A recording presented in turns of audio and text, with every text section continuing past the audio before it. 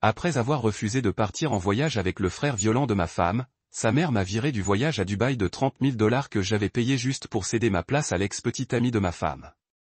Elle a dit que c'était plus amusant de toute façon. Grosse erreur. J'ai fait en sorte qu'il n'oublie jamais la suite. Vous connaissez cette sensation quand votre monde bascule en l'espace d'un SMS? Oui. Eh bien, c'est exactement ce qui m'est arrivé un mardi après-midi, alors que j'étais assis à mon bureau à faire semblant de m'intéresser au rapport trimestriel. Je m'appelle Marcus Linwood, et je vais vous raconter comment un message de ma belle-mère a bouleversé ma vie et m'a appris la leçon la plus précieuse que j'ai jamais apprise sur la loyauté familiale. Le SMS est arrivé à 14h47. Je me souviens de l'heure exacte parce que je regardais l'horloge, comptant les minutes jusqu'à ce que je puisse partir plus tôt et surprendre Rachel avec une réservation pour dîner dans ce restaurant chic qu'elle convoitait. Mon téléphone a vibré et quand j'ai vu le nom de Déborah apparaître, j'ai pensé que c'était à propos de notre prochain voyage à Dubaï. Peut-être qu'elle voulait savoir à quelle heure on se retrouvait à l'aéroport ou si elle devait emporter de la crème solaire. Vous savez, le truc normal de belle-mère. Mais là, c'était pas normal. Loin de là. On a décidé qu'Asher prendrait ta place. Il est plus sympa. Bref, j'ai scruté ce message pendant ce qui m'a semblé une éternité, le relisant encore et encore, espérant que les mots finiraient par se réorganiser pour former quelque chose de logique. Mais non. Ils sont restés là, sur mon écran, chaque mot me frappant comme un coup de poing dans le ventre. Non. Salut Marcus. Au début, non, désolé, mais il faut qu'on parle. Ou même une explication en demi-teinte. Juste une déclaration froide et pragmatique, comme si elle me donnait la météo. Asher, parmi tous les gens au monde, ils ont choisi Asherdine pour me remplacer pour un voyage que je préparais et payais depuis Noël dernier. C'est le même type qui me coinçait au barbecue de famille et m'appelait « Marie à rabais », pendant que tout le monde riait comme si c'était un amusement inoffensif.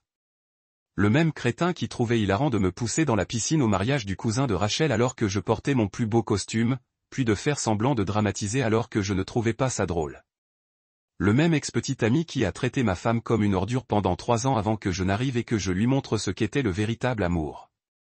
Et maintenant, il était plus drôle que moi. Le type qui payait des billets en première classe pour Dubaï pour toute la famille. Le type qui se démenait depuis des mois pour organiser les vacances parfaites qui m'aideraient peut-être, juste peut-être, à conquérir la famille de Rachel une bonne fois pour toutes. J'ai posé mon téléphone et me suis adossé à ma chaise de bureau, essayant de digérer ce qui venait de se passer. 2 semaines. On était censé partir dans 2 semaines, et soudain, je n'étais plus invité à mes propres vacances. L'ironie du sort ne m'avait pas échappé, j'avais fait des heures supplémentaires ces 3 derniers mois pour financer ce voyage, sacrifiant week-end et soirées avec Rachel pour que chacun vive une expérience inoubliable. 10 jours à Dubaï avec tout le luxe possible, vol en première classe, hébergement 5 étoiles, safari dans le désert, croisière en yacht et ce dîner en plein air qui coûtait plus cher que le loyer mensuel de la plupart des gens. Mais voilà ce qui a vraiment retourné la situation. Ce voyage était censé être mon rameau d'olivier pour la famille de Rachel. Son frère Colin avait été très clair dès le premier jour, il pensait que sa sœur pouvait faire mieux que moi. Et Déborah avait cette façon passive-agressive de me faire sentir comme une étrangère à chaque réunion de famille. Je me suis dit que si je pouvais leur montrer combien j'aimais Rachel, combien j'étais prête à m'investir dans nos relations, peut-être qu'ils finiraient par m'accepter comme un membre de la famille. Au lieu de cela, ils ont cédé ma place à la seule personne qui représentait tout ce que je n'étais pas à leurs yeux. Le charmeur aux discours enjôleurs qui faisait rire tout le monde, même quand il se comportait comme un parfait imbécile. Asher avait cette façon d'entrer dans une pièce et d'attirer l'attention, de raconter des histoires qui n'étaient probablement même pas vraies, mais qui tenaient tout le monde en haleine.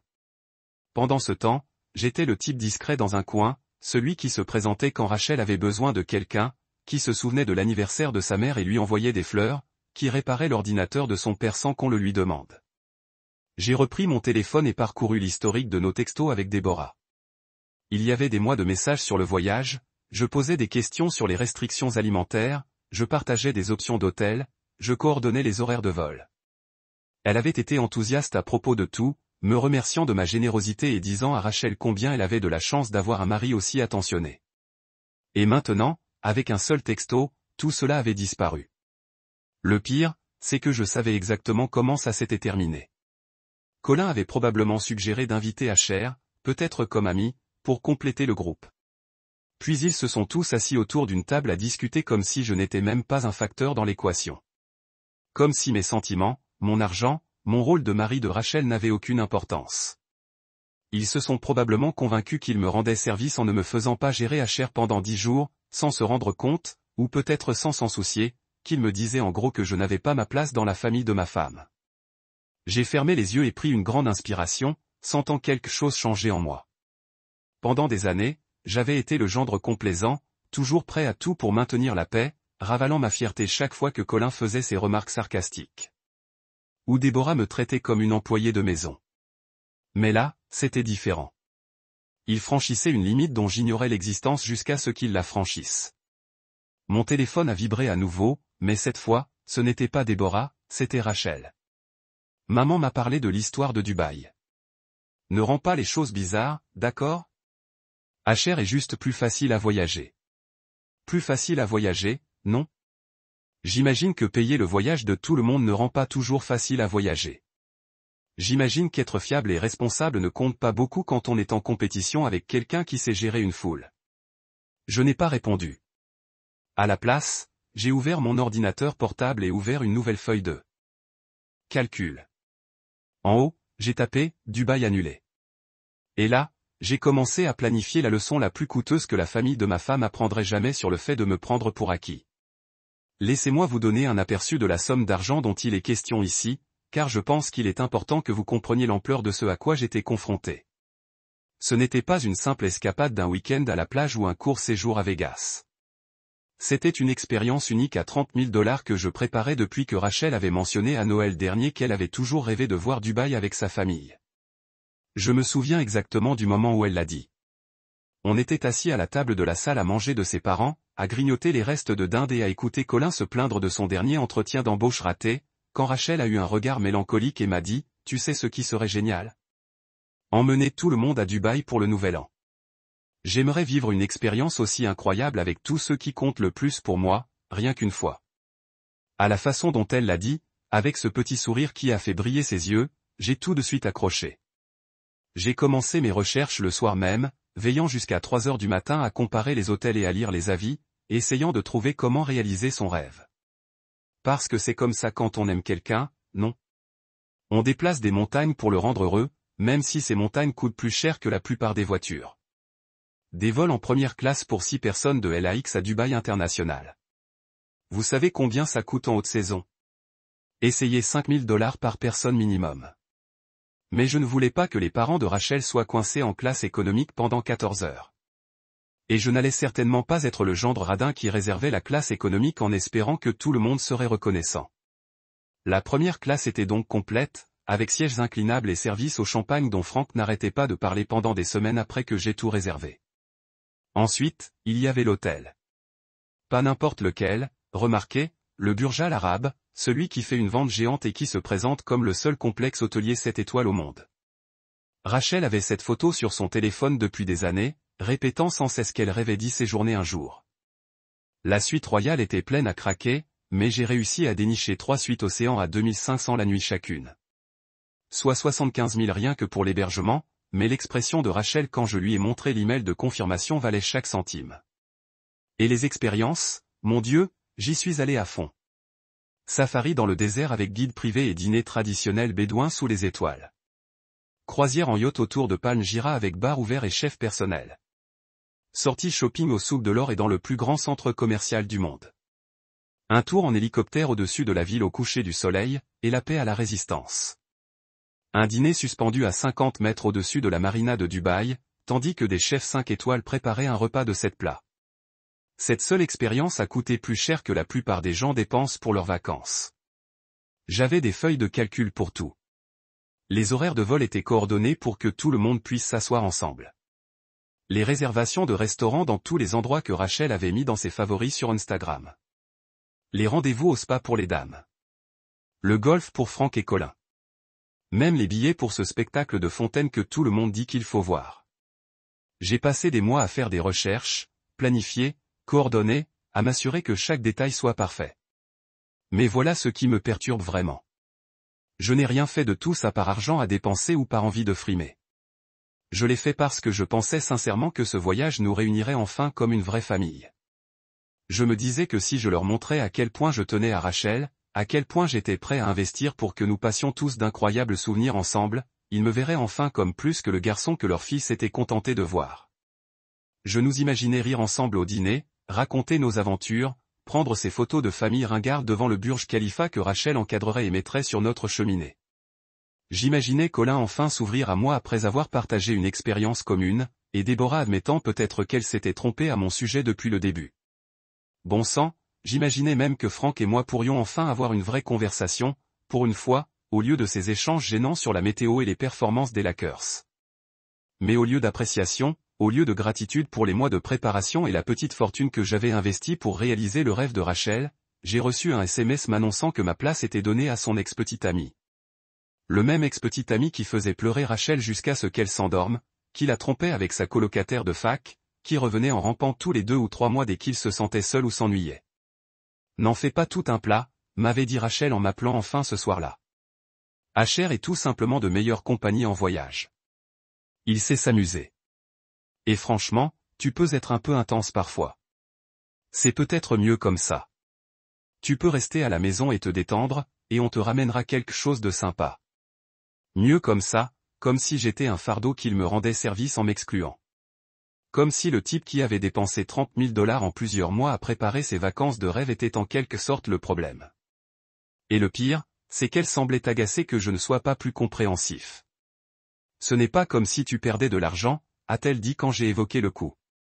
Le voyage est déjà payé.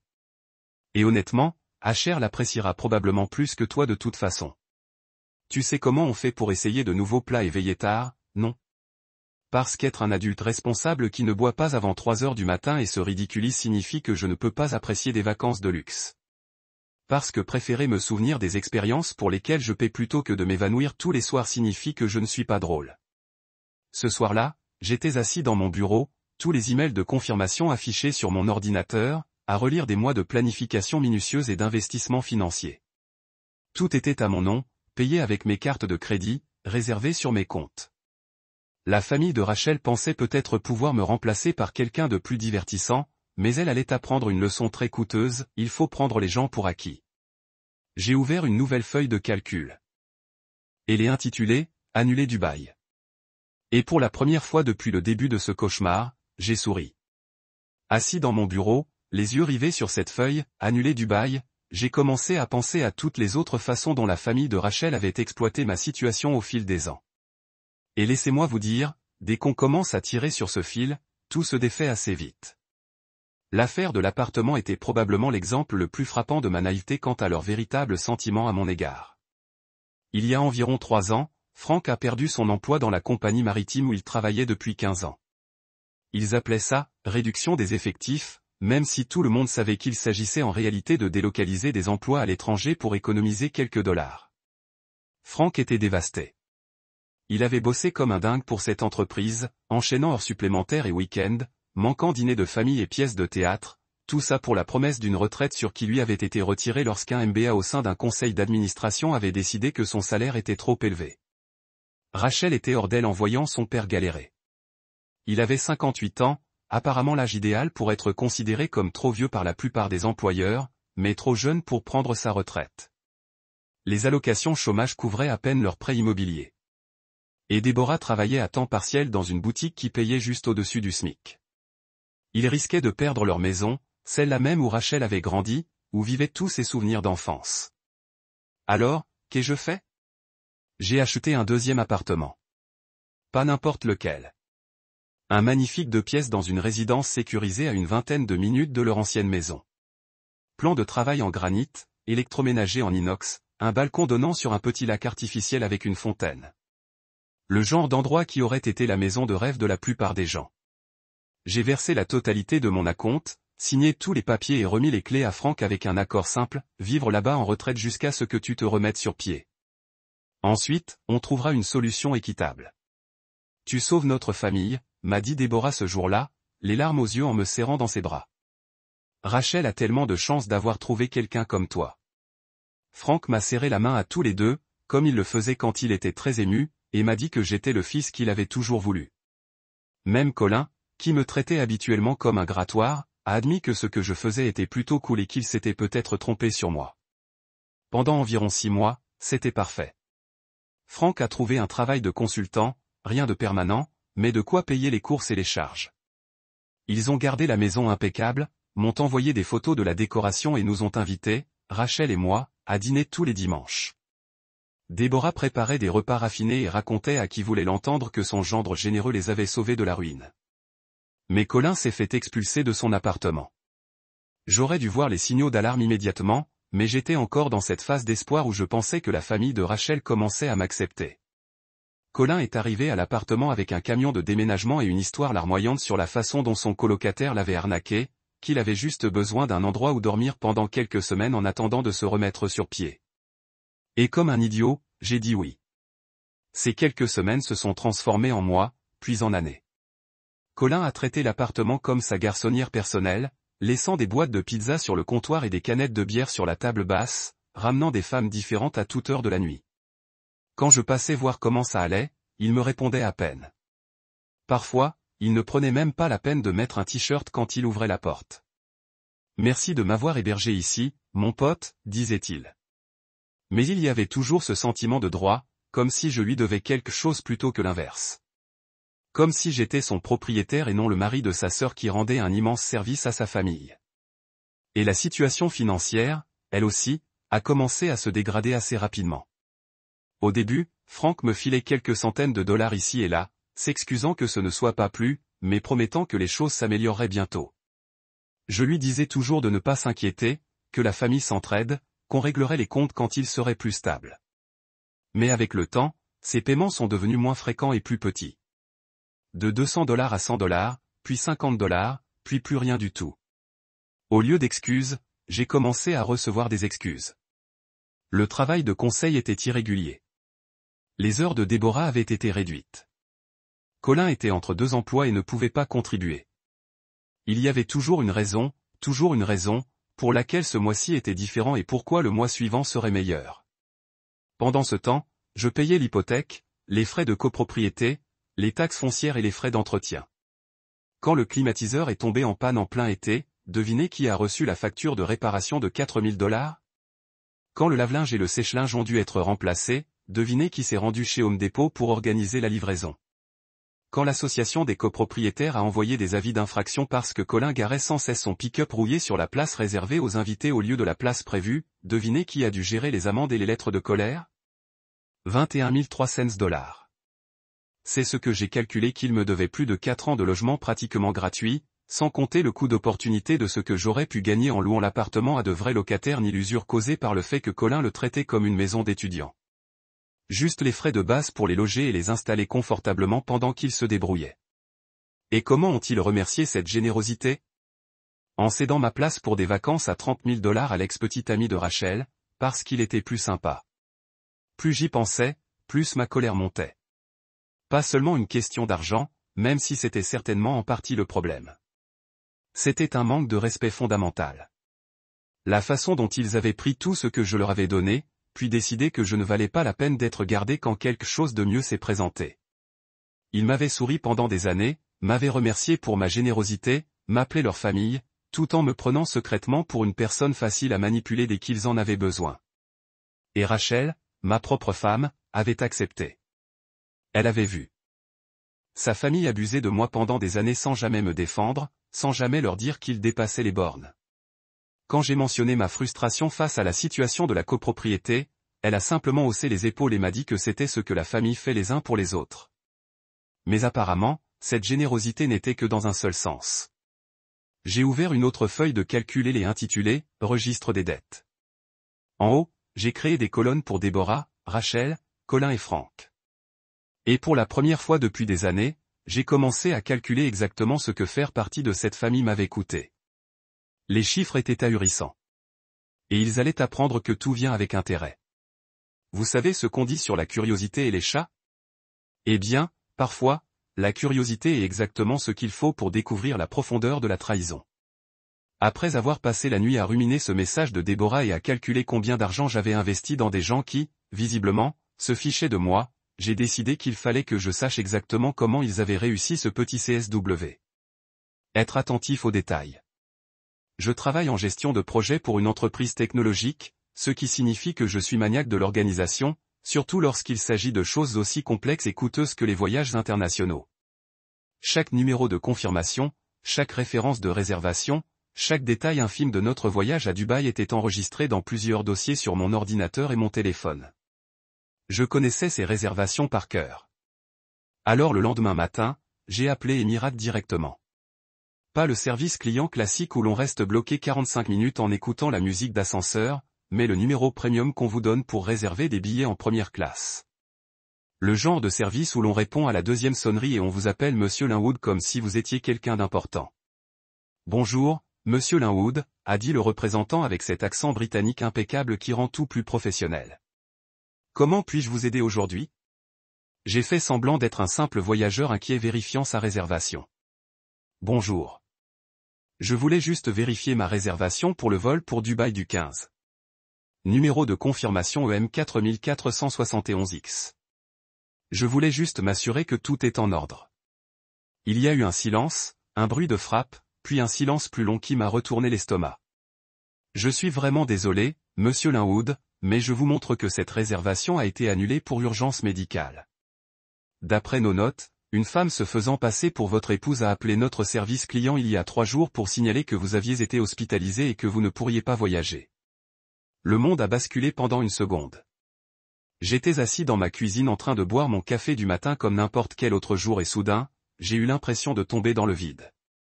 Excusez-moi, ai-je réussi à dire en essayant de garder une voix ferme. Quelqu'un a appelé pour me dire que j'étais hospitalisé. Oui, monsieur. L'appelant a fourni votre référence de réservation et vos informations personnelles pour vérifier le compte, puis a demandé un changement de nom d'urgence pour transférer la réservation à un certain monsieur Ashrin. Cependant, et là, la voix du représentant a pris un ton légèrement désolé. Je dois vous informer que de tels transferts ne sont pas autorisés par nos politiques, quelles que soient les circonstances. Nous aurions dû conseiller à l'appelant d'annuler votre réservation et d'en prendre une nouvelle au nom de monsieur Dean. Ma tasse de café était à moitié portée à ma bouche, mais ma main ne fonctionnait plus correctement. Dean. Ils avaient en fait essayé de transférer ma réservation de $30 000 en première classe à l'ex-petite amie de Rachel en prétendant que j'étais à l'hôpital. L'audace était stupéfiante. Que s'est-il passé lorsque monsieur Dean a essayé de s'enregistrer? Ai-je demandé, tout en étant presque sûr de connaître déjà la réponse. Eh bien, c'est là que nous avons rencontré quelques difficultés. Monsieur Dean est arrivé à LAX hier soir et a tenté de s'enregistrer avec votre numéro de confirmation et sa propre pièce d'identité. Notre système a immédiatement signalé un problème de sécurité. Le nom sur la pièce d'identité était différent de celui figurant sur la réservation. Vous comprenez? Lorsque notre personnel au sol l'a interrogé à ce sujet, il s'est énervé et a prétendu qu'il y avait eu une urgence familiale nécessitant ce changement de dernière minute. J'ai dû me mordre les lèvres pour ne pas rire. Asher, ce charmeur au discours enjôleur qui pensait pouvoir se tirer d'affaire, avait été pris en flagrant délit d'usurpation d'identité pour embarquer sur un vol international. Dans un monde post-11 septembre. Ce n'est pas le genre de choses que la sécurité aéroportuaire prend à la légère. A-t-il pu embarquer? J'ai demandé, oh non, absolument pas. Nous avons dû contacter la sécurité de l'aéroport en raison du caractère suspect de la tentative. Je crois qu'il a été placé en garde à vue pour interrogatoire, mais je n'ai pas les détails de ce qui s'est passé ensuite. La réservation reste annulée. Et franchement, monsieur, nous étions très inquiets pour vous. Si vous êtes en assez bonne santé pour nous appeler, devrions-nous contacter les autorités au sujet de cette réclamation frauduleuse? Et voilà. La preuve irréfutable. Rachel ou un membre de sa famille avait bel et bien appelé Emirates, s'était fait passer pour ma femme, avait menti sur mon hospitalisation et avait tenté de transférer illégalement ma réservation à une autre personne. Ce n'est pas seulement de l'inconsidération ou de l'impolitesse. C'est une véritable fraude. Une usurpation d'identité. Le genre de chose qui peut vous envoyer en prison fédérale lorsqu'il s'agit de voyages internationaux et de sécurité aéroportuaire. Vous savez ce que j'ai dit, me sentant soudain plus calme que depuis le début de toute cette histoire. Je pense que je voudrais déposer une plainte officielle à ce sujet. Pouvez-vous me transférer à votre service de sécurité? Pendant l'heure qui a suivi, j'ai fait une déclaration détaillée à l'équipe d'enquête sur les fraudes d'Emirates. J'ai fourni des captures d'écran. J'ai reçu le SMS de Déborah, m'expliquant mon lien familial et le contexte du voyage, et confirmant que je n'avais jamais autorisé personne à modifier ma réservation ni à prétendre que j'étais hospitalisé. Ils étaient très intéressés par toute l'histoire, surtout lorsque j'ai mentionné que la personne qui avait passé l'appel frauduleux avait accès à mes informations personnelles par le biais de relations familiales. Lorsque j'ai raccroché, j'avais un numéro de dossier, un contact direct avec l'enquêteur qui traiterait ma plainte et la promesse qu'Emirates coopérerait pleinement avec les forces de l'ordre qui pourraient vouloir porter plainte. Ils ont également proposé de rétablir ma réservation initiale si je souhaitais toujours voyager. Cependant, à ce stade, la dernière chose que je souhaitais était de passer 10 jours à Dubaï avec des gens qui venaient de commettre une fraude pour se débarrasser de moi. Mais le meilleur dans tout ça, la cerise sur le gâteau de ce dimanche tordu, c'est que lorsque j'ai posé des questions sur les réservations du reste du groupe, le représentant m'a informé que Déborah, Franck, Colin et Rachel avaient tous un vol prévu ce soir-là. Ils étaient probablement à l'aéroport en ce moment même, attendant d'eux. Ils ont embarqué dans un avion avec des réservations d'hôtels inexistantes et des excursions annulées, pensant avoir réussi à se débarrasser de celui qui finançait leurs vacances. J'ai raccroché et je suis resté assis quelques minutes à digérer ce que j'avais appris. Ils n'avaient pas seulement été impolis ou irréfléchis. Ils avaient commis de véritables délits pour m'exclure d'un voyage que j'avais financé.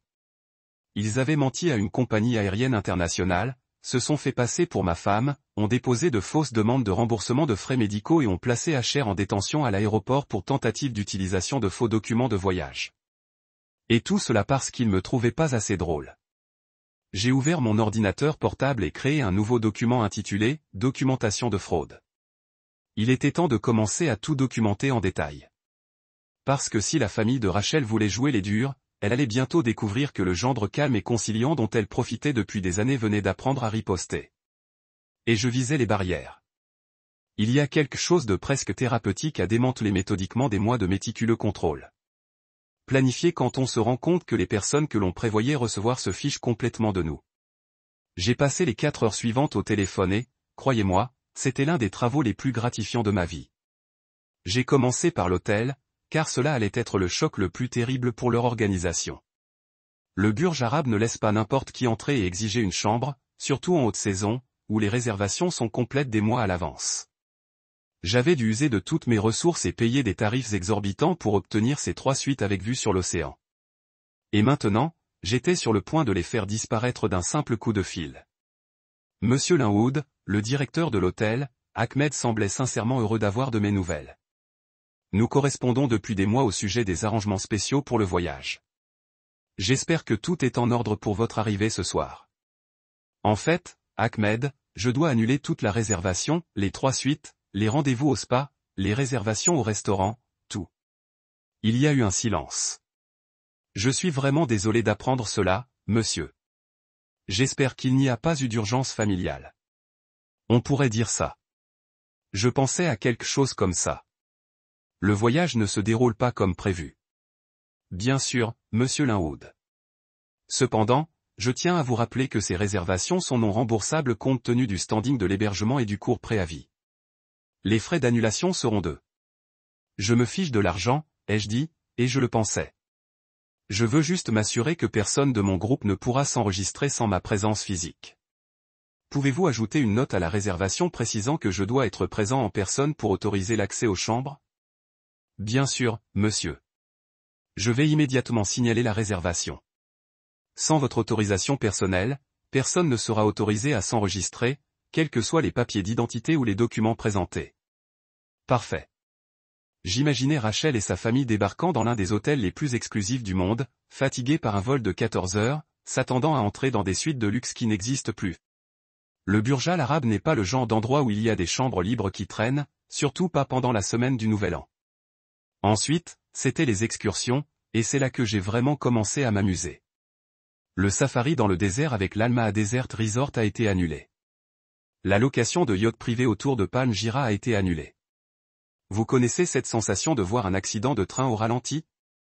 C'est exactement ce que j'ai ressenti, assis dans mon salon à 3h07 du matin, à regarder mon téléphone s'allumer de messages de plus en plus affolés en provenance de Dubaï. Je m'y attendais, bien sûr, et j'étais resté éveillé à me demander quand arriverait le premier appel paniqué. Mais voir tout cela se dérouler en temps réel a été plus satisfaisant que je ne l'avais imaginé. Le premier SMS est venu de Colin et j'ai presque senti la confusion et la colère irradier sur l'écran. Mec, c'est quoi ce bordel? Ils disent qu'il n'y a pas de réservation à l'hôtel. Le réceptionniste s'est littéralement moqué de nous quand on lui a montré nos emails de confirmation. C'est vraiment la merde. J'ai posé le téléphone et me suis préparé une tasse de thé, prenant mon temps à chaque étape, faisant bouillir l'eau, choisissant la bonne tasse, laissant infuser le thé exactement 4 minutes. Au moment où j'ai repris mon téléphone, il y avait 6 autres messages qui m'attendaient. Déborah était la prochaine. Marcus, je ne sais pas quel genre de jeu vous jouez, mais ce n'est pas drôle. Nous voyageons depuis 16 heures et nous sommes épuisés. Le concierge dit que toutes nos réservations ont été annulées. Le spa, les restaurants, même le service de ramassage de l'aéroport. Veuillez me dire que c'est une sorte d'erreur. Une erreur? À droite. Comme passer accidentellement des mois à planifier des vacances de 30 000 $ pour les personnes qui pensent si peu de vous qu'ils préfèrent commettre une fraude que de voyager avec vous et le genre d'oupsie qui se produit. Les messages de Rachel ont commencé à passer vers 3h15. Marcus, il n'y a pas d'hôtel. Le gars du bureau a ri de nous. Que as-tu fait? Rappelez-moi maintenant. La beauté des fuseaux horaires internationaux signifiait que je pouvais prendre mon doux temps à répondre à chaque crise lorsqu'elle se déroulait. Alors qu'ils étaient confrontés à la catastrophe immédiate d'être bloqués à Dubaï sans hébergement, j'étais assis confortablement dans mon bureau à domicile en documentant tout pour mes dossiers. Franck a essayé d'être diplomatique dans son approche. Fils, je suis sûr qu'il y a eu une sorte de malentendu. Pourriez-vous s'il vous plaît appeler l'hôtel et redresser cela? Nous sommes prêts à résoudre les choses lorsque nous rentrons à la maison, mais en ce moment, nous avons juste besoin d'un endroit pour dormir. Fils, il m'a appelé fils. Le même homme qui vivait du loyer dans mon condo depuis 4 ans, dont la famille venait de commettre des crimes fédéraux pour m'exclure d'un voyage que je payais, me demandait de réparer leur crise d'hébergement et de m'appeler fils pendant qu'il le faisait. Mais c'est le message sur Asher qui a vraiment fait ma nuit. Soit dit en passant, Asher s'est cassé le bras en tombant d'un chameau. Vous en souciez vous-même?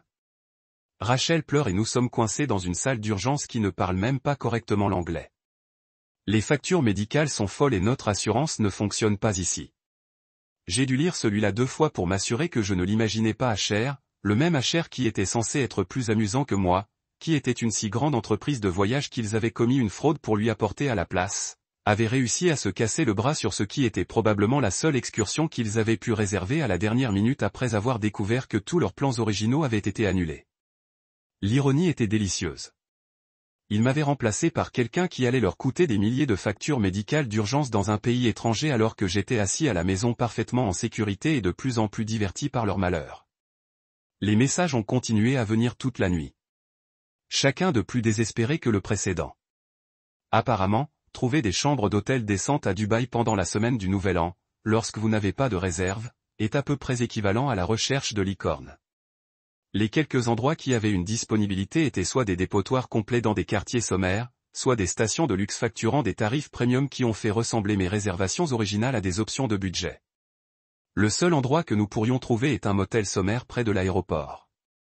Colin a envoyé un texto vers 4 heures. Ça sent les cigarettes et la climatisation ne fonctionne pas. Il y a littéralement un gardon dans la salle de bain. Rachel n'a pas cessé de pleurer depuis notre arrivée. Bon. Peut-être que maintenant elle comprendrait ce que c'était que d'avoir quelque chose que vous aviez hâte de détruire complètement par des gens qui étaient censés se soucier de vous. Déborah a essayé une approche différente vers 5 heures du matin. Marcus, je pense que nous devons avoir une conversation sérieuse sur votre comportement. C'est cruel et vindicatif. Rachel est votre femme et vous détruisez ses vacances de rêve par dépit. Est-ce vraiment le genre d'homme que vous voulez être? Cruel et vindicatif. C'est riche venant de la femme qui m'avait envoyé un texto que mon siège était donné à quelqu'un d'autre parce qu'il était plus amusant de toute façon. La femme qui avait aidé à orchestrer la fraude contre une compagnie aérienne internationale pour m'exclure d'un voyage que j'avais prévu et payé. Mais c'était le dernier message de Rachel de la nuit qui m'a vraiment montré à quel point ils ne l'ont pas complètement compris. Vous êtes si mesquin en ce moment. Oui, peut-être que nous avons géré le mal d'Asher, mais vous ruinez littéralement les vacances de chacun parce que vos sentiments se sont blessés. C'est exactement pourquoi nous pensions qu'il serait une meilleure compagnie. Vous faites toujours tout sur vous.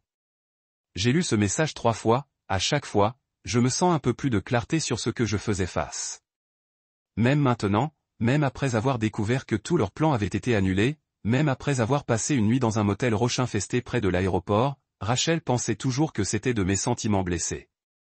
Elle pensait toujours que j'étais mesquin et dramatique. Elle ne comprenait pas qu'il ne s'agissait pas des sentiments blessés ou de la fierté blessée.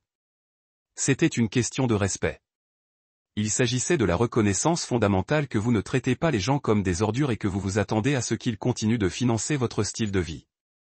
Il s'agissait de conséquences sur les actions, ce que sa famille semblait avoir évité pendant la majeure partie de leur vie. J'ai ouvert mon ordinateur portable et ajouté une nouvelle entrée à ma feuille de calcul de documentation. 1er janvier, 3h07 Premier contact de Dubaï. Sujet découvrant les conséquences de leur choix. HR hospitalisé avec un bras cassé. Groupe échoué sans hébergement. Aucune reconnaissance des actes répréhensibles ou de la compréhension de la situation. Ensuite, j'ai éteint mon téléphone, je me suis versé une autre tasse de thé et je me suis couché. Demain, j'avais des appels téléphoniques à faire sur la situation du condo. Ce soir j'allais dormir mieux que depuis des années. Sachant que pour la première fois depuis que j'ai rejoint cette famille, les gens qui avaient profité de moi vivaient enfin ce que c'était que de faire face aux conséquences de leurs actions. Et honnêtement, ils méritaient toutes les minutes inconfortables. Il y a quelque chose à dire pour le pouvoir du silence. Pendant 5 jours après la catastrophe de Dubaï, je n'ai pas répondu à un seul texte, à un email ou à une messagerie vocale de la famille de Rachel. Pas un. Je les laisse cuire dans leur propre gâchis pendant que je prenais un peu de temps pour planifier mes prochains mouvements. Et honnêtement, profiter de la paix et de la tranquillité de ne pas avoir à faire face à leur drame pour une fois. Ils sont finalement revenus à Los Angeles le 6 janvier, 3 jours plus tard que prévu à l'origine et environ $15 000 plus pauvres après avoir payé des vols d'urgence, des chambres d'hôtel de dernière minute et des factures médicales d'HR. Je le sais parce que j'ai surveillé les caméras de sécurité des condos, et j'ai regardé la camionnette battue de Colin entrer dans l'allée ce mardi après-midi, suivie de Frank et de la berline de Déborah. Je leur ai donné exactement 2 heures pour m'installer et nettoyer avant de faire mon apparition. Assez de temps pour déballer, peut-être prendre une douche. Certainement assez de temps pour commencer à penser qu'ils étaient en sécurité dans leur sanctuaire sans loyer. Ensuite, j'ai frappé à la porte de ma propre propriété, portant un dossier Mani qui contenait le document le plus important que ce que tous avaient vu depuis des années. Colin a répondu à la porte, comme s'il avait traversé un mélangeur. Son fanfaron arrogant habituel était introuvable, remplacé par l'épuisement et ce que je ne peux décrire que comme un choc de coquille. Le Golden Boy qui avait pensé qu'il était si intelligent aidant à orchestrer mon exclusion du voyage de Dubaï ressemblait maintenant à un homme qui avait appris de dures vérités sur les conséquences. Oh, dit-il, ne rencontrant pas tout à fait mes yeux. C'est toi. Ouais, c'est moi, le gars dont vous vivez gratuitement la propriété depuis 4 ans. Puis-je entrer? Il s'est écarté sans un mot, et je suis entré dans ce qui avait été un condo vierge et était maintenant clairement la catastrophe personnelle de Colin Zone. Boîte à pizza sur le comptoir de la cuisine, Berquin aligné sur la table basse, le maquillage d'une femme éparpillé sur l'évier de la salle de bain visible depuis le salon. Cela ressemblait à une maison frat, pas une maison où vivaient les adultes responsables. Frank et Déborah ont émergé de la chambre principale, regardant tout aussi usé que Colin. Déborah avait clairement pleuré. Ses yeux étaient rouges et gonflés, et elle continuait de tamponner le nez avec un tissu. Frank avait l'air plus âgé d'une manière ou d'une autre, comme le stress de la semaine dernière l'avait vieilli 5 ans. Marcus, dit Frank, essayant son sourire chaleureux habituel, mais échoue. Nous devons parler de ce qui s'est passé à Dubaï. Je pense qu'il y a eu un gros malentendu. Un malentendu, non? Comme commettre accidentellement la fraude fédérale est quelque chose qui se produit quand la communication se mélange. En fait, j'ai dit, en fixant le dossier de Mani sur la table basse après avoir mis de côté une pile de plats de Collins Dirty. Je pense que nous devons parler de ce qui se passe ici. J'ai ouvert le dossier et j'ai retiré 3 exemplaires d'un document que j'avais passé considérable à fabriquer avec l'aide de mon avocat. Contrat de location résidentielle standard. Complètement légal et juste à chaque mesure, mais probablement choquant pour les gens qui s'étaient habitués à vivre quelque part gratuitement. Qu'est-ce que c'est? Demanda Déborah, même si sa voix a suggéré qu'elle le savait déjà et ne l'aimait pas. C'est un accord de location, ai-je dit, glissant des copies à travers la table à chacun d'eux. Le taux du marché pour un condo de 2 chambres dans cette zone est de 2 950 $ par mois. Le loyer du premier mois plus le loyer du mois dernier plus le dépôt de garantie. Total de 8 850 $ dû dans les 30 jours si vous voulez continuer à vivre ici. Le silence dans la pièce était assourdissant. Colin a pris sa copie et l'a regardée comme s'il avait été écrit dans une langue étrangère. Les mains de Frank tremblaient en fait alors qu'il essayait de se concentrer sur la petite impression. Déborah est restée assise avec la chaleur. A réussi à dire, et il y avait une réelle incrédulité dans sa voix. Comme l'idée que les actions pourraient avoir des conséquences lui était complètement étrangère. Non, dis-je calmement. Je vous propose un contrat légal pour continuer à vivre dans ma propriété. C'est plus gracieuseté que vous ne m'avez offert lorsque vous avez décidé de commettre une fraude pour m'exclure des vacances pour lesquelles j'ai payé. Rachel a choisi ce moment pour émerger de partout où elle se cachait. Espérant probablement éviter complètement cette confrontation. Elle avait l'air terrible et sombre sous ses yeux, ses cheveux tirés en queue de cheval en désordre, portant un pantalon de survêtement et un vieux t-shirt universitaire. La femme qui avait été si excitée par ses vacances de rêve à Dubaï semblait maintenant qu'elle n'avait pas dormi depuis une semaine. Marcus, a-t-elle dit, et je pouvais l'entendre essayer de convoquer une partie de son ancienne autorité. Le ton qu'elle a utilisé quand elle voulait que je recule de quelque chose. C'est mesquin. Nous avons eu des problèmes de communication sur le voyage, mais cela ne signifie pas que vous devez punir mes parents. Mesquin? Il y avait à nouveau ce mot. Incroyable à quelle vitesse quelque chose devient mesquin lorsque la personne qui s'enfuit avec un mauvais comportement fait face à des conséquences pour ses actions. Ce n'est pas une punition, ai-je dit, en gardant mon niveau de voix et mon professionnel. C'est une affaire. Tout comme vous avez traité notre mariage lorsque vous avez décidé que mes sentiments n'avaient pas autant d'importance que de vous assurer qu'Asher devait partir en vacances gratuites. Colin a finalement trouvé sa voix, même si elle est devenue plus faible que d'habitude. Allez, mec. Nous sommes une famille. Vous ne pouvez pas simplement famille. J'ai interrompu et pour la première fois depuis que je suis entré, j'ai laissé certains de mes vrais sentiments se montrer. La famille ne commet pas de fraude les uns contre les autres. La famille ne ment pas aux compagnies aériennes sur les urgences médicales. La famille ne donne pas le siège de quelqu'un en vacances qu'il prévoyait et ont payé parce qu'il pense que quelqu'un d'autre serait plus amusant. J'ai pénétré dans mon dossier et retiré des copies imprimées de tous les messages textes, la documentation de la fraude de la compagnie aérienne et ma comptabilité détaillée de la quantité d'argent qu'ils m'ont coûté au fil des ans. Je les ai répandus sur la table basse comme des preuves dans une salle d'audience. 4 ans de logement gratuit, 21 300 $ en loyer impayé, des services publics et de l'entretien, 30 000 $ pour des vacances à Dubaï que vous avez décidé que je ne méritais pas de continuer. De plus, les coûts supplémentaires que vous avez engagés lorsque vous avez été bloqué parce que toutes les réservations que j'avais faites ont été annulées. Cela représente plus de 50 000 $ en coûts directs, sans compter les coûts d'opportunité ou la valeur de mon temps passé à traiter vos urgences financières constantes. Frank regardait les documents comme ils contenaient des preuves de crimes de guerre. Nous ne vous l'avons jamais demandé. Non, vous n'avez pas demandé. Vous venez de prendre pendant des années. Et quand je me suis finalement défendu, vous l'avez appelé mesquin. Je me suis levé et j'ai redressé ma veste. Alors, voici l'affaire. Vous avez 30 jours pour signer ce bail et commencer à payer le loyer du marché comme des adultes, ou vous pouvez trouver ailleurs pour vivre. Ce sont vos seules options. Déborah m'a regardé avec quelque chose qui aurait pu être de la haine. Vous avez changé, Marcus. Ce n'est pas l'homme que Rachel a épousé. Elle avait raison à ce sujet. L'homme que Rachel a marié aurait avalé cette insulte, a fait des excuses pour leur comportement, peut-être même payé pour d'autres vacances pour essayer de lisser les choses. L'homme que Rachel a épousé était un paillasson qui a priorisé le maintien de la paix pour garder sa dignité. Mais cet homme était parti. Il avait été tué au moment où j'ai reçu ce SMS me disant que mon siège était donné à quelqu'un de plus amusant. Vous avez absolument raison, dis-je, rassemblant mes documents. J'ai changé. J'ai appris ce qui se passe lorsque vous traitez des gens généreux comme s'ils étaient jetables. J'ai appris ce que la famille signifie vraiment et ce qu'elle ne fait pas. Je me dirigeai vers la porte, puis m'arrêter et me retourner pour leur faire face une fois de plus. Oh, et juste donc nous sommes clairs, si vous décidez de ne pas signer le bail.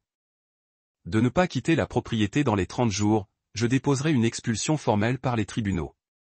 C'est une question de dossier public, ce qui signifie qu'il apparaîtra sur les rapports de crédit et les demandes de location pour les 7 prochaines années. Pourrait rendre la recherche d'un nouvel endroit pour vivre un peu difficile. Je me suis laissé sortir et je suis retourné à ma voiture, me sentant plus léger que depuis des années. Derrière moi, je pouvais les entendre commencer à discuter les uns avec les autres, des voix s'élevant alors que la réalité de leur situation commençait à s'enfoncer. Pour la première fois depuis le début de tout ce gâchis, je me suis éloigné de leur drame au lieu d'être coincé au milieu. Et c'était sacrément bien. 30 jours, c'est tout ce que je leur ai donné pour prendre une décision. Et honnêtement, je savais exactement quel choix ils feraient avant qu'ils ne le fassent.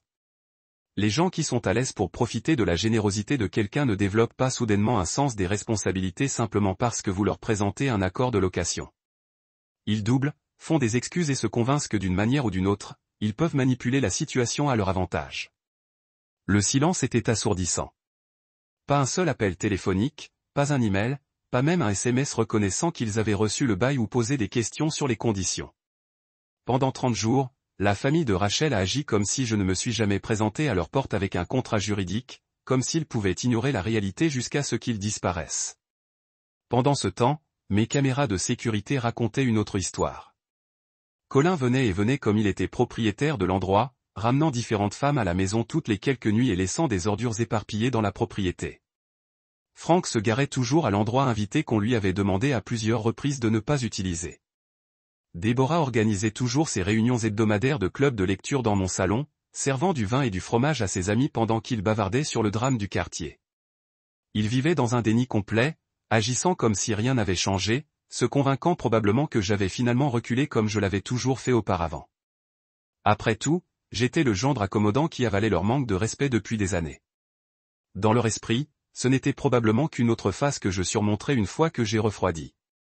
Ils avaient tort. Le jour 31, j'ai appelé mon avocat. Al Parker avait géré les problèmes immobiliers pour moi depuis que j'ai acheté ma première maison, et il avait déjà été informé de toute la situation de Dubaï lorsque je l'avais initialement consulté au sujet des accusations de fraude. Il est l'un de ces avocats de la vieille école qui ne gâche pas avec les dramatiques ou les appels émotionnels. Des faits juridiques froids et durs livrés avec le type de précision qui fait que les juges font attention. Il est temps de déposer l'expulsion ? Elle a demandé quand je l'ai appelé ce mardi matin. Il est temps de déposer l'expulsion. J'ai confirmé. Ils n'ont jamais répondu à l'offre de location. Jamais payé le loyer. N'ont même jamais reconnu qu'ils avaient reçu les documents. J'ai des images de caméras de sécurité montrant une occupation continue sans autorisation. Parfait. Je vais faire déposer les papiers d'ici la fin de la semaine. Avertissement juste cependant, Marcus. Cela va devenir moche. Les expulsions de famille le font toujours. Ils vont combattre cela. Essayez probablement de réclamer une sorte d'accord informel ou d'exception de relations familiales. Il avait raison. Bien sûr, au moment où ils ont été servis avec des papiers d'expulsion officiels, tout l'enfer s'est détaché. Mon téléphone a commencé à sonner à 6 heures du matin avec des appels de numéros que je ne reconnaissais pas, des messages vocaux de parents auxquels je n'avais pas parlé depuis des années, des SMS des cousins de Rachel et des amis du collège me disant que je déchirais la famille. Frank m'a laissé une messagerie vocale de 20 minutes qui était à parts égales suppliant de colère, parlant de la façon dont il avait toujours pensé à moi comme un fils, comment il ne pouvait pas croire que j'avais devenu si froid et sans cœur. Il n'arrêtait pas de dire qu'il ne comprenait pas ce qui avait changé. Comme les mois de planification des vacances pour en être frauduleusement exclus, ce fut un malentendu mineur qui ne devrait pas affecter notre relation. Colin a essayé une approche différente, se présentant à mon immeuble de bureau et attendant dans le parking pour me tendre une embuscade après le travail. Il avait l'air de n'avoir pas dormi depuis des jours. Son comportement arrogant habituel remplacé par quelque chose qui ressemblait presque à un désespoir. « Mec, allez. » dit-il, bloquant mon chemin vers ma voiture. Vous allez vraiment nous jeter dans la rue pour un stupide drame de vacances. Rachel pleure depuis des semaines. Maman a des crises de panique. Papa parle de contracter des prêts justes pour trouver un endroit que nous pouvons nous permettre. Vous aviez 30 jours pour signer un bail. Je lui ai dit en sortant mes clés de voiture. Vous avez choisi de ne pas le faire. Ce n'est plus mon problème. C'est fou, mec. Nous sommes une famille. Vous ne faites pas cela à la famille. Il y avait encore ce mot, famille. Le mot magique qu'il pensait me ferait oublier des années de manque de respect et de violence financière. Le mot qu'il pensait effacerait le fait qu'ils avaient commis des crimes fédéraux pour m'exclure d'un voyage que j'avais payé. Vous avez raison, ai-je dit, déverrouillant la portière de ma voiture. Vous ne faites pas cela à la famille, c'est pourquoi ce que vous avez fait à Dubaï était si impardonnable. Déborah a essayé l'approche de culpabilité, m'envoyant une lettre manuscrite qui est arrivée sur une papeterie coûteuse et a probablement pris ses heures pour créer. Elle a écrit à quel point elle était déçue dans l'homme que je suis devenu, comment le Marcus qu'elle connaissait depuis des années n'aurait jamais été aussi cruel envers les gens qu'il aimait. Elle a parlé du cœur brisé de Rachel, de la baisse de la santé de Frank, de la façon dont le stress affecte l'état mental de chacun. Mais la lettre qui m'a vraiment atteint, non pas dans la façon dont elle le voulait, mais dans la façon dont cela a cristallisé exactement pourquoi je faisais la bonne chose, est venue de Rachel elle-même. 3 pages de son écriture soignée sont livrées à mon bureau par courrier expliquant pourquoi j'avais tort, pourquoi je réagissais de manière excessive, pourquoi je devais laisser tomber l'expulsion et revenir à la façon dont les choses étaient. Vous détruisez notre mariage sur la fierté, a-t-elle écrit. Il ne s'agit plus de l'argent ou du voyage de Dubaï. Il s'agit de vous avoir besoin de prouver un point et vous êtes prêt à blesser des innocents à le faire. Mes parents n'ont rien fait de mal, sauf essayer de faire fonctionner une situation difficile pour tout le monde. Des innocents. C'est comme ça qu'elle les a vus. Après tout ce qu'ils avaient fait, après la fraude et les mensonges et les années de violence financière, elle croyait vraiment que ses parents étaient des victimes innocentes de mon comportement déraisonnable. L'audience du tribunal a été prévue pour un jeudi matin de février. Je me suis présenté dans mon meilleur costume avec Achaël et un dossier plein de documents qui ont raconté l'histoire complète, les images de la caméra de sécurité, les dossiers bancaires montrant des années de loyers impayés, des copies de l'accord de location qu'ils avaient ignoré, et oui, la documentation de la fraude d'Emirates Airlines. La famille de Rachel est arrivée avec un autre avocat, un gars dans un costume coûteux qui leur a probablement coûté plus par heure qu'ils n'avaient jamais proposé de me payer en loyer mensuel. Ils avaient clairement dépensé de l'argent qu'ils n'avaient pas essayé de combattre cela, ce qui m'a dit tout ce que je devais savoir sur leurs priorités. L'audience elle-même était presque anticlimatique. Le juge Martinez était une femme non un sens dans la cinquantaine qui avait clairement vu tout type de conflit de locataires-propriétaires imaginable. Elle a écouté leur avocat se disputer sur les relations familiales et les accords informels, sur la façon dont l'évolution des parents âgés causerait des difficultés excessives. Ensuite, comment a présenté nos preuves, les dossiers bancaires montrant 4 ans de logement gratuit, l'accord de location ignoré, les images de sécurité de l'occupation continue après avis juridique pour quitter. Et lorsque leur avocat a tenté de faire valoir que les relations familiales ont créé des circonstances particulières, il a retiré la documentation de la fraude Émirate. Votre honneur, a-t-il dit d'une voix calme et mesurée qui faisait que chaque mot sonne comme un fait établi. Ce n'est pas le cas d'un propriétaire essayant d'expulser injustement les locataires. Il s'agit d'un cas de personnes qui ont commis une fraude fédérale contre le propriétaire de la propriété, puis ont refusé de conclure tout accord juridique pour une occupation continue lorsqu'ils ont offert la possibilité de le faire. Le juge Martinez a lu le rapport sur la fraude des compagnies aériennes, a examiné le calendrier des événements, puis a fixé la famille de Rachel avec le type de regard que les juges sont parfaits après des années de traitement des personnes qui pensent que les règles ne s'appliquent pas à eux.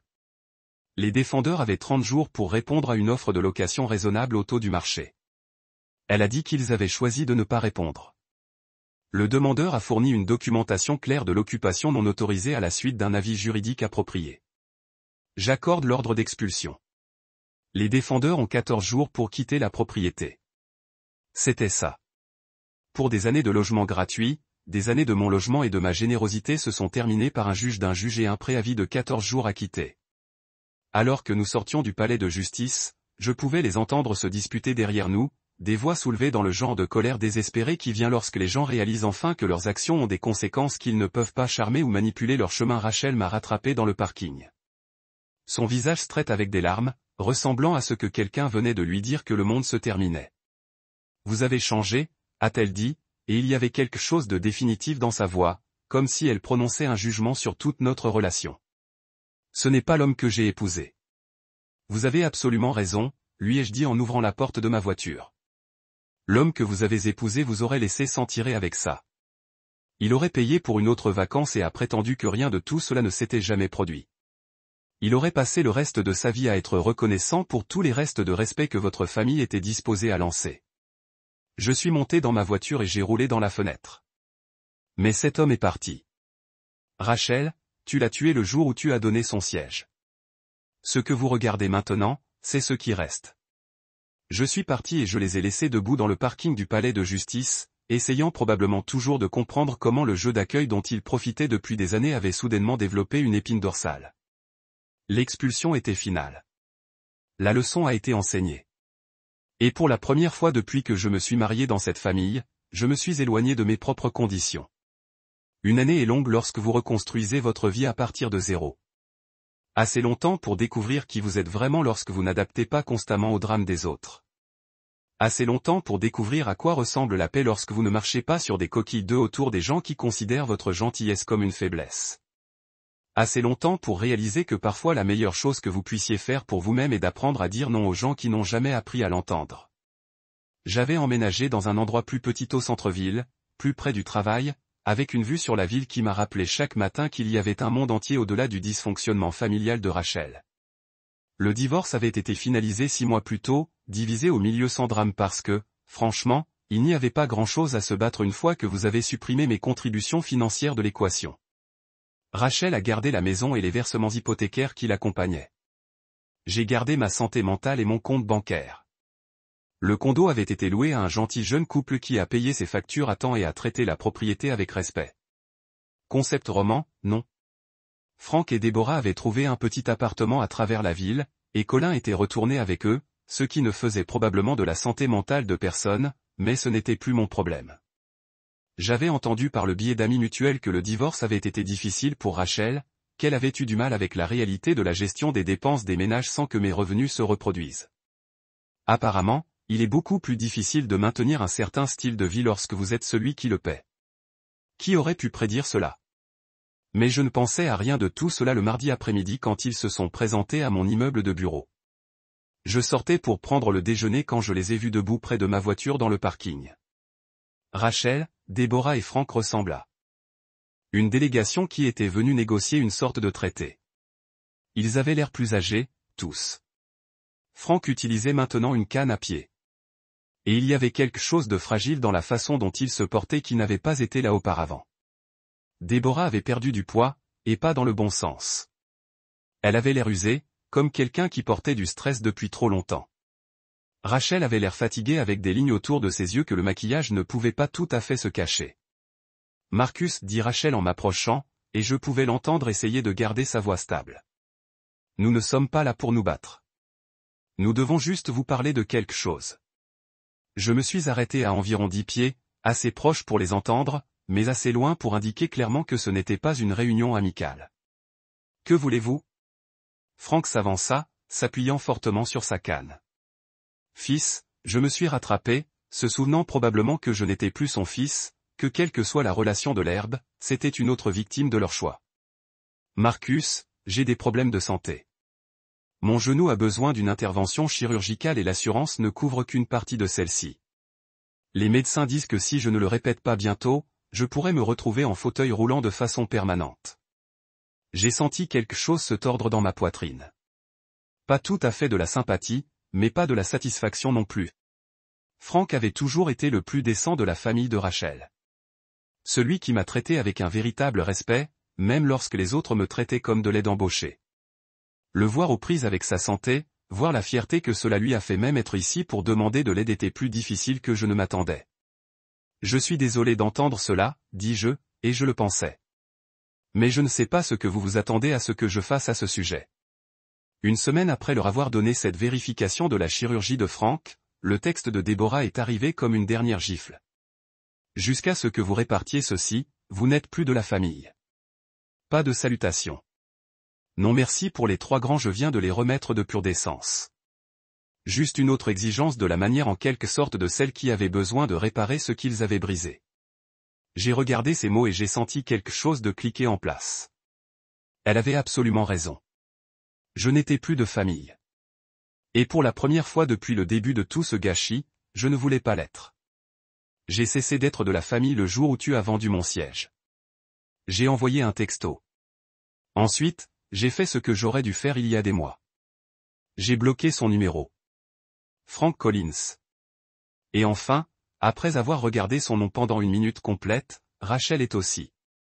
J'ai conduit à ce petit côtier et j'ai découvert lors du divorce, payé en espèces pendant 3 nuits et je leur ai dit aucun appel. Pendant 3 jours, j'ai existé en silence complet. Pas de téléphone, pas de drame, pas de contact avec quiconque pensait que ma gentillesse était une faiblesse. Le dernier matin, j'ai trouvé un email d'Ahmed au Burj Al Arab. Nous serions ravis de vous accueillir à Dubaï, peut-être pour un voyageur en solo cette fois. J'ai souri et tapé. Je suis très intéressé. Parlons d'une réservation pour un. Ils avaient donné mon siège à quelqu'un de plus amusant. Je me suis donné quelque chose de mieux. Une vie où je n'avais besoin de la permission de personne d'importer. Où ma valeur n'a pas été mesurée par combien je voulais sacrifier pour les gens qui ne feraient pas de même pour moi. Assis dans mon appartement calme, planifiant un voyage en solo à Dubaï, j'ai réalisé que c'était le meilleur métier que j'ai jamais fait. J'ai gardé ma paix. Et à la fin, cela s'est avéré valoir plus que n'importe quel siège à n'importe quelle table.